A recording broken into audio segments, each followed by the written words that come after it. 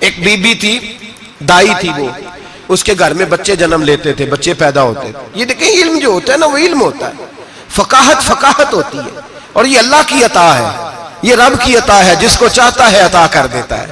نہ اس میں حسد ہو سکتا ہے، نہ اس میں کوئی شخص کہہ سکتا ہے مجھے کیوں نہیں ملی. حضرت علی رضی اللہ تعالیٰ عنہ کا زمانہ ہے، ایک بی بی کا خیمہ تھا، جھونپڑی تھی، جیسے آج ہاسپٹل بنے ہوئے ہیں وہاں بچے پیدا ہوتے ہیں. ایک بی بی تھی، وہ دائی تھی، کام کرتی تھی یہ والا. اس کے گھر میں 2 کیس اکٹھے آ گئے، نہ اتنی لمبی چوڑی لائٹیں ہوتی تھی. اس نے اپنی جھونپڑی میں دونوں بیویاں اکٹھی تھی، دونوں کو اللہ تعالیٰ نے اولاد دی. رات بڑی گہری تھی، اندھیرا بڑا سخت تھا. ایک کے گھر میں بچہ پیدا ہوا، دوسری کے گھر میں بچی پیدا ہوئی. اب جب صبح کا اجالا نکلا تو جھگڑا شروع ہو گیا. دونوں بیویاں مطالبہ کرتی ہیں بیٹا میرا ہے، بیٹا میرا ہے. اب وہ دائی بھی نہیں بتا سکتی، اندھیرا بڑا سخت تھا، بوڑھی عورت تھی، سمجھ نہیں آتی کیا کروں. تلواروں تک بات چلی گئی. لوگوں نے کہا کیوں لڑتے ہو جب مولا علی شیر خدا جو موجود ہے. انا مدینہ تو علم و علی بابوہا، نبی پاک نے فرمایا میں علم کا شہر ہوں، علی اس کا دروازہ ہے. فرمایا جب اتنا بڑا شخص موجود ہے تو ضرورت ہی نہیں. لوگ پریشان ہو کے گئے، جا کے کہنے لگے حضور ایک مسئلہ آ گیا، ذرا سوچ کر غور کر کے بتائیے. اندھیرے میں بچہ پیدا ہوا، ایک بی بی کے ہاں بیٹا، ایک کے ہاں بیٹی. اب دونوں بیٹے کی طلبگار ہے، فیصلہ کیسے کریں؟ تو حضرت علی نے کہا بڑے تم پریشان آئے تھے، یہ بھی کوئی بات ہے؟ دونوں بیویوں کا تھوڑا تھوڑا دودھ نکال کے تولو، جس کا دودھ وزنی بیٹا اسی کا ہے. کہا حضرت جی یہ مسئلہ آپ نے کیسے نکالا؟ فرمانے لگے قرآن پاک سے نکالا ہے. کہا کیوں؟ فرمانے لگے اللہ قرآن میں کہتا ہے میں نے بیٹے کے 2 حصے رکھے ہوئے ہیں اور بیٹی کا 1 حصہ رکھا ہوا ہے. تو جب اللہ کسی کے گھر میں بیٹا دیتا ہے تو دودھ بھی وزنی ہوتا ہے، اس لیے کہ ڈبل وزن کا ہوتا. انہوں نے دودھ نکال کے تولا، مقدار 1 جتنی، مقدار 1 جتنی، اس کا ½ کلو دودھ، اس کا 1 کلو، وزن کیا تو پورا ہو گیا.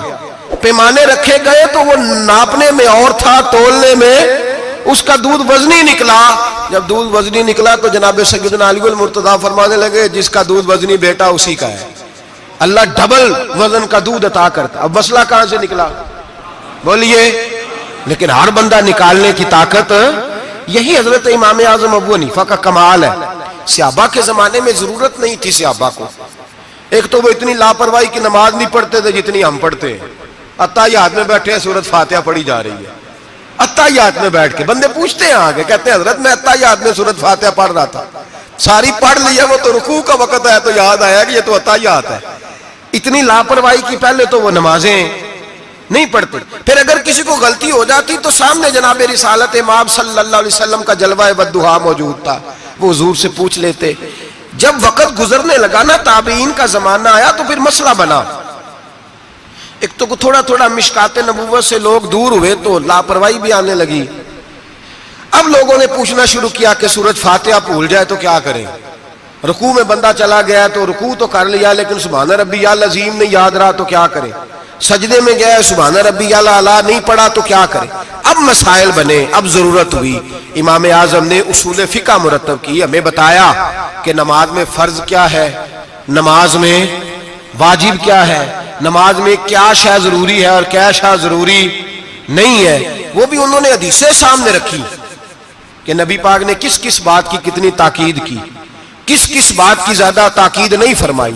پھر انہوں نے مسئلہ بتایا کہ قیام کرنا فرض ہے، رکوع کرنا فرض ہے، لیکن رکوع میں سبحان ربی العظیم کہنا سنت ہے. اگر کسی کی رہ بھی جائے گی تو اس کی نماز ہو جائے گی. قوما کرنا فرض ہے، سجدہ کرنا فرض ہے، لیکن سجدے میں سبحان ربی الاعلیٰ کہنا سنت ہے. رہ بھی گیا تو نماز جو سجدہ ہی نہیں کرے گا اس کی نہیں. تو یہ اصول بنائے امام اعظم نے.